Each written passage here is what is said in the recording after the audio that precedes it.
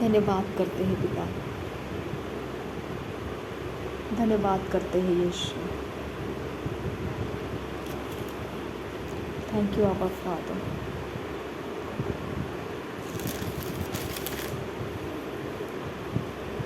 उत्पत्ति 16 अध्याय पढ़ेंगे हम। अब्राम की पत्नी सारई के कोई संतान न थी। उसके हजीरा नाम की एक मिस्री दासी थी। सारई ने अब्राम से कहा, देख, यहोवा ने तो मेरी कोख बंद कर रखी है, इसलिए मैं तुझसे विनती करती हूँ कि तू मेरी दासी के पास जा। संभव है कि मेरा घर उसके द्वारा बस जाए। सारई की यह बात अब्राम ने मान ली। इसलिए जब अब्राम को कनान देश में रहते हुए 10 वर्ष बीत चुके, तब उसकी स्त्री सारै ने अपनी मिस्री दासी हाजिरा को लेकर अपने पति अब्राम को दिया कि वह उसकी पत्नी हो। वह हाजिरा के पास गया और वह गर्भवती हुई।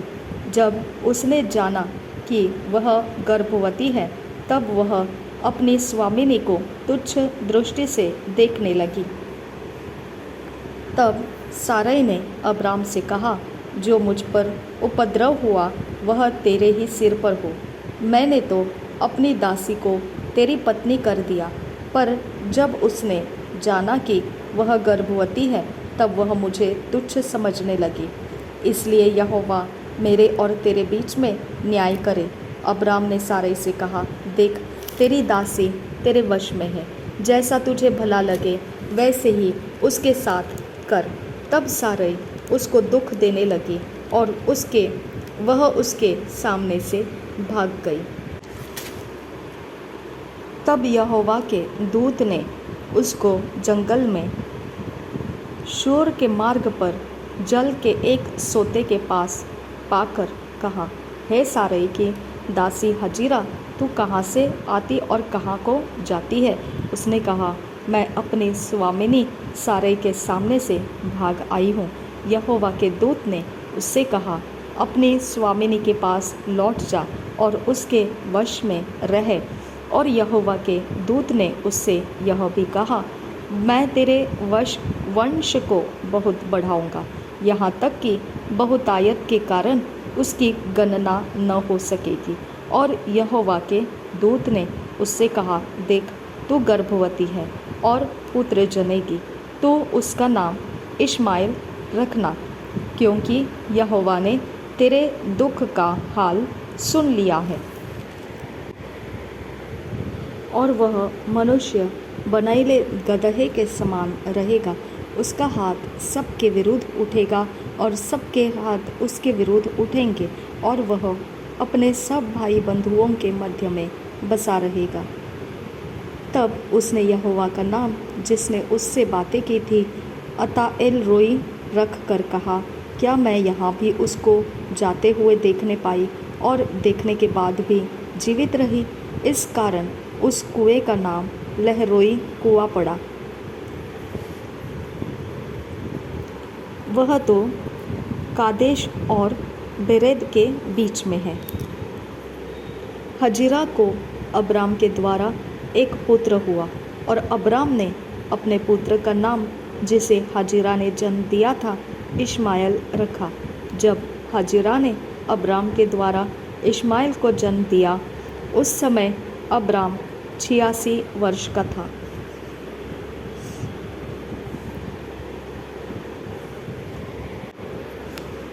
सत्रह अध्याय। जब अब्राम 99 वर्ष का हो गया, तब यहोवा ने उसको दर्शन देकर कहा, मैं सर्वशक्तिमान ईश्वर हूँ, मेरी उपस्थिति में चल और सिद्ध होता जा। मैं तेरे साथ वाचा बांधूंगा और तेरे वंश को अत्यंत ही बढ़ाऊंगा। देखिए, यहाँ पर उसने अभी तक इंस्ट्रक्शंस देते हुए आया था। अब ये सेकेंड टाइम परमेश्वर वाचा की बात कर रहा है। पहले टाइम उसने वाचा के बारे में क्या बताया कि तेरा जो वंश है, तब तो इसहाक इश्माइल कुछ भी नहीं है, उस समय बोला था उसने कि तेरा जो वंश है उसको मैं ये देश दे दिया है। अब ये सेकेंड टाइम परमेश्वर वाचा की बात कर रहा है। अभी तक उसने सिर्फ बातें की थी, लेकिन वाचा जब आ जाता है तब कुछ शिफ्ट आ जाता है। ठीक है, यहाँ पे ये वाचा को आपने ध्यान रखना है। ये वाचा परमेश्वर क्या कर रहा है कि मैं वाचा बांधूंगा बोला, अभी तक बांधा नहीं है उसने। ओके, बांधूंगा बोला और मतलब वो कुछ विधि करेगा।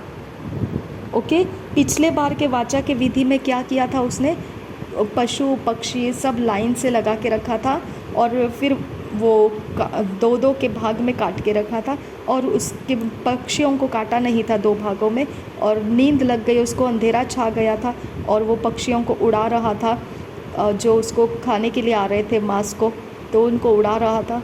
और तब अचानक से क्या देखा, अंगीठी के समान आग की मशाल उसके उन सारे चीज़ों के बीच में से होकर चली। यहाँ पे वाचा विधि पूरी हुई। समझ में आ गया आपको? तो वाचा बोलने से नहीं होता है, वाचा विधि को पूरा करना पड़ता है। इसके लिए प्रभु यीशु मसीह ने वो लहू का प्याला में वाचा, नया वाचा है, अब विधि के बाद वो पूरा होगा। ओके, नया वाचा है उसमें, अब वो विधि के अंदर जब आएगा तब वो पूरा हो जाएगा। और वो विधि के अनुसार उसने अपने चेलों को उस वाचा के अंदर प्रवेश कराया, और हम भी उस वाचा के अंदर प्रवेश करते हैं जब हम उस लहू को पीते हैं और शरीर को खाते हैं। वो विधि है, वो वाचा के अंदर प्रवेश करने की विधि है, वो पापों के माफ़ी की विधि नहीं है, वाचा के अंदर प्रवेश करने की वो विधि है। समझ में आ गया? तो हम वाचा के अंदर क्या है अगर उसको नहीं समझेंगे तो हम मसीही जीवन के अंदर मसीह बन के जी रहे, लेकिन हमको खुद को नहीं मालूम पड़ेगा कि हम हैं कहाँ पर। ये संसार के अंदर सब लोग कोई ना कोई वाचा के अंदर से जी रहे हैं। ओके, इसके लिए वो अपनी अपनी वाचा को तोड़कर बाहर नहीं आते हैं, उनको तुड़वा कर लाना पड़ता है प्रभु यीशु के पास, लेकिन वो खुद नहीं आते हैं। ओके, वो तुड़वाना पड़ता है उनको, उस वाचा को तुड़वा कर बाहर आना पड़ता है।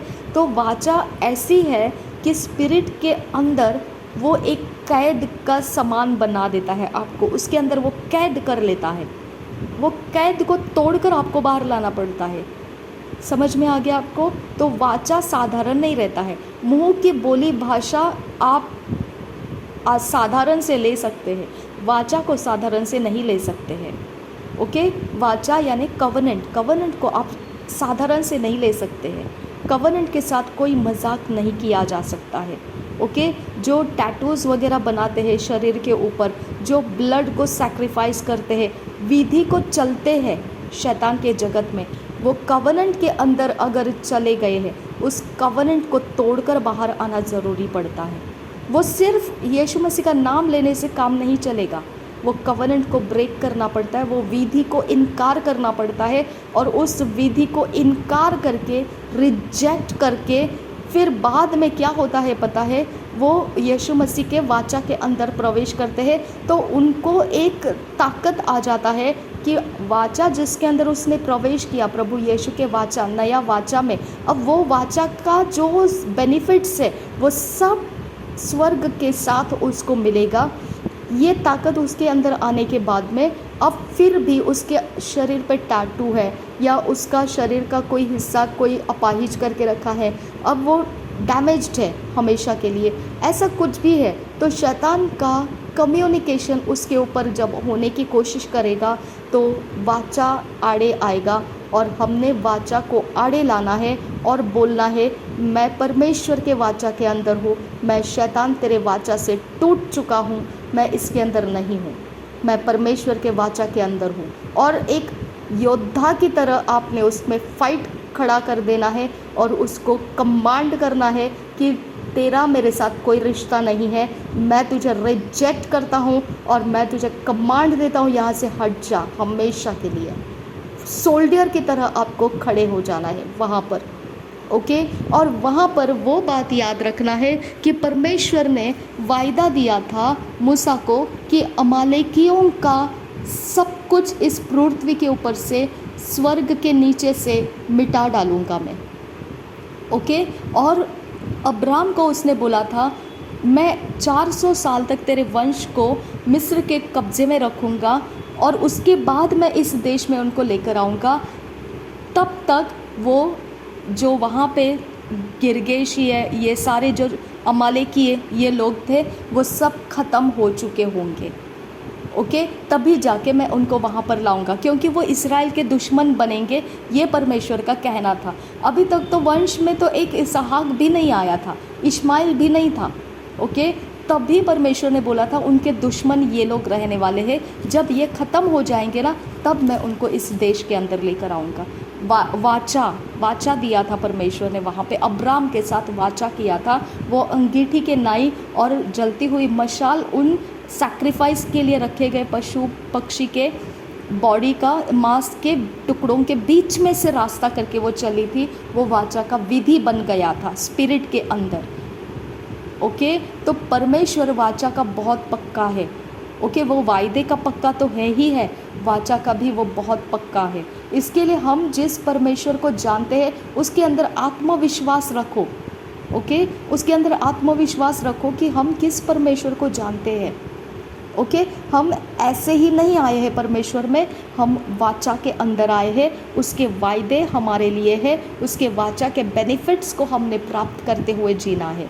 ओके। हम रोते हुए, चीखते हुए, चिल्लाते हुए नहीं जीना है। और कुछ समय के लिए आप, हो सकता है, अब देखिए जो प्रभु यीशु मसीह में आ गए, अब उन्होंने प्रभु भोज भी लिया, वाचा के अंदर प्रवेश भी किया, लेकिन उनके ऊपर शैतान का अधिकार जोर बढ़ गया और वो उसे फाइट नहीं कर पाए।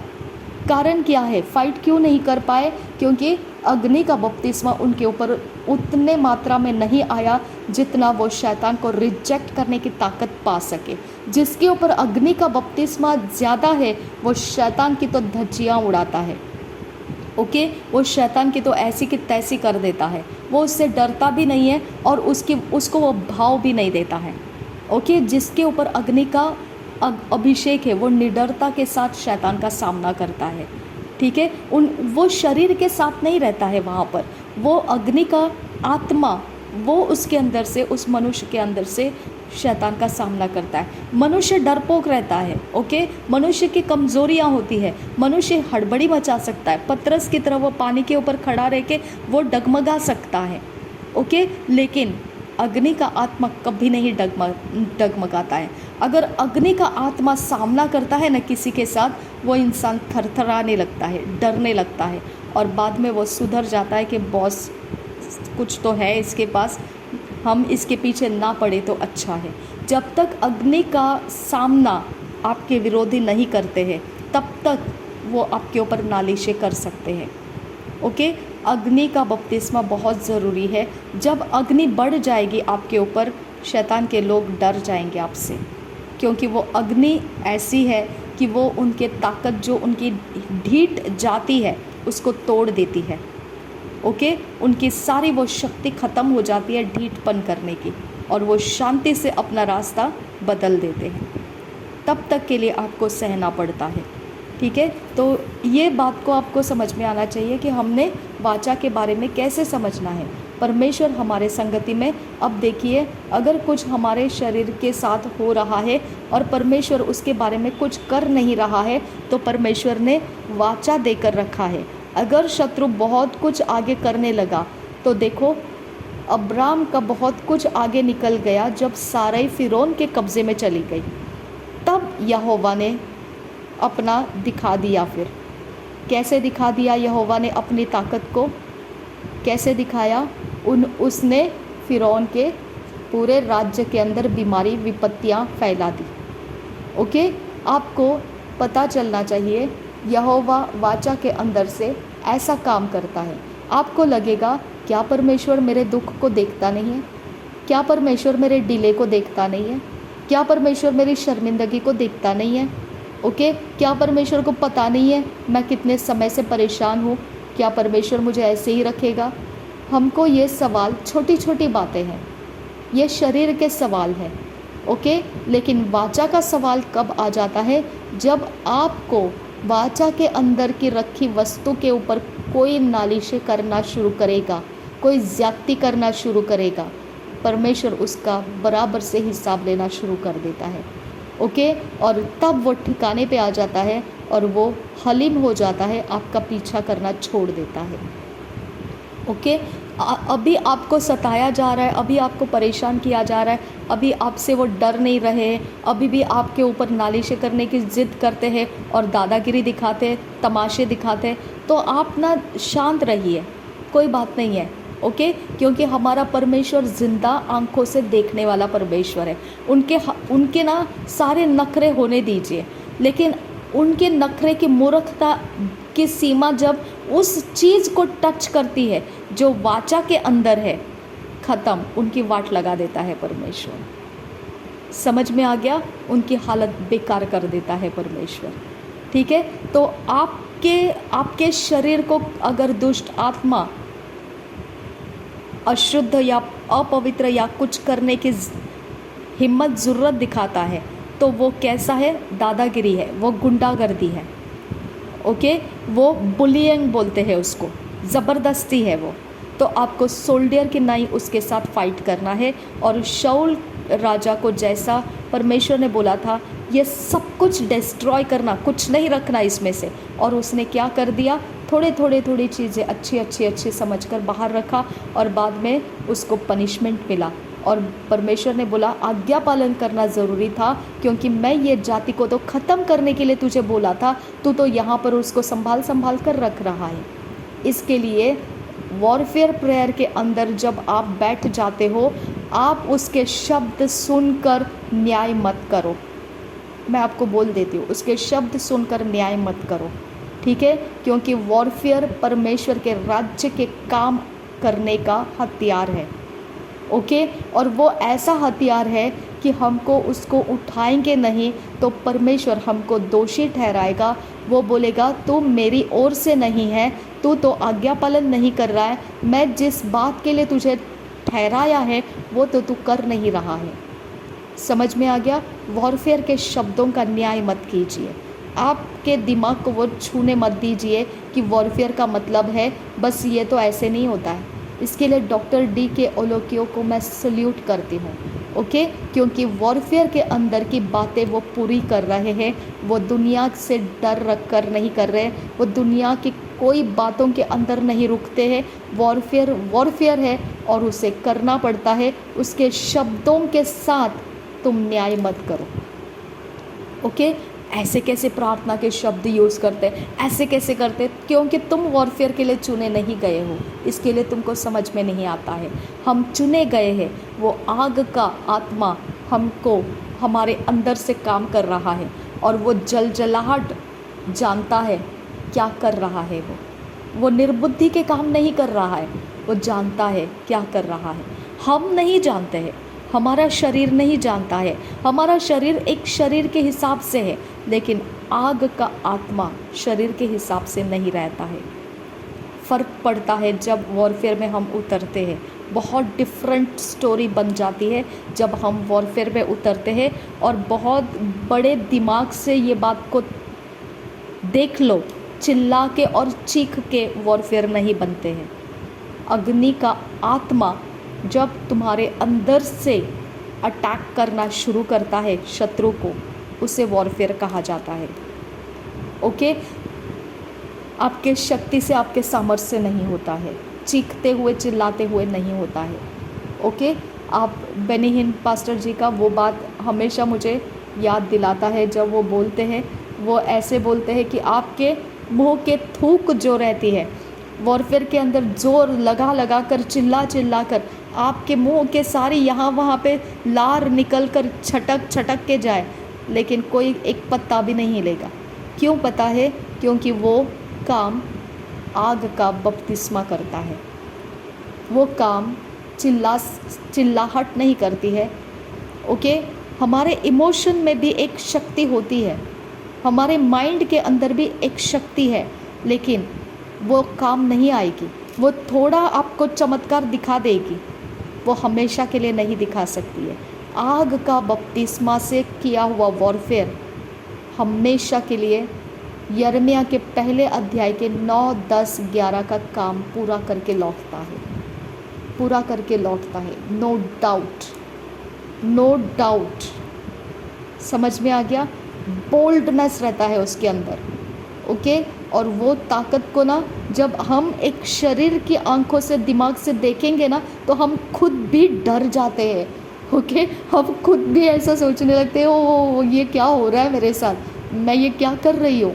ओके, ऐसा हो जाता है क्योंकि हमारा शरीर अलग है और आत्मा का, आग का आत्मा अलग है जो वॉरफेयर करता है।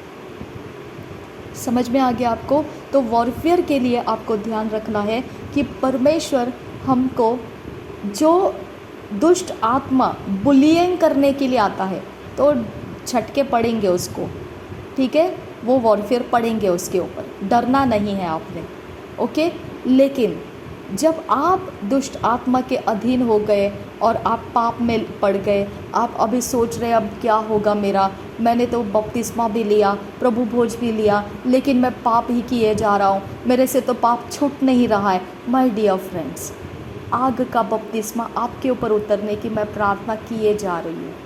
आप छूटोगे, आप नहीं, आपके अंदर का कुछ भी नहीं, अग्नि का बपतिस्मा आपको छुड़ाएगा। ये एकमात्र दवाई है आपको छूटने की, आपका कुछ नहीं दूसरा काम करेगा, एकमात्र दवाई है, आग का बपतिस्मा आपको छुड़ाएगा। हालेलुया। और देखिए, आग का बपतिस्मा आप बोलेंगे मेरे ऊपर कैसे आएगा, मैंने तो इतना, वाचा के कारण आएगा। ओके, वाचा के कारण परमेश्वर मेरे प्रार्थना को वाचा के कारण उत्तर देगा, आपको आग के बपतिस्मा से वो भरेगा। ओके, क्योंकि परमेश्वर को मैं वाचा याद दिलाऊंगी कि परमेश्वर तेरा वाचा है, ये वो तेरे बपतिस्मा में आया हुआ इंसान है, वो तेरे वाचा का लहू पिया हुआ इंसान है, उसके अंदर तेरा शरीर खाया है, तेरा लहू पिया है, तेरे वाचा के सहमति में आया हुआ इंसान है, तो कैसे उससे तेरा आग का बपतिस्मा रोक सकता है? भली वस्तु देने से परमेश्वर कैसे रुकेगा? धर्मियों के लिए भली वस्तुएं रखी गई है, अच्छे जॉब भले वस्तुएं, अच्छे पैसे, अच्छे रिश्ते, अच्छे काम, भली वस्तुएं हैं, परमेश्वर ने धर्मियों के लिए रखी है।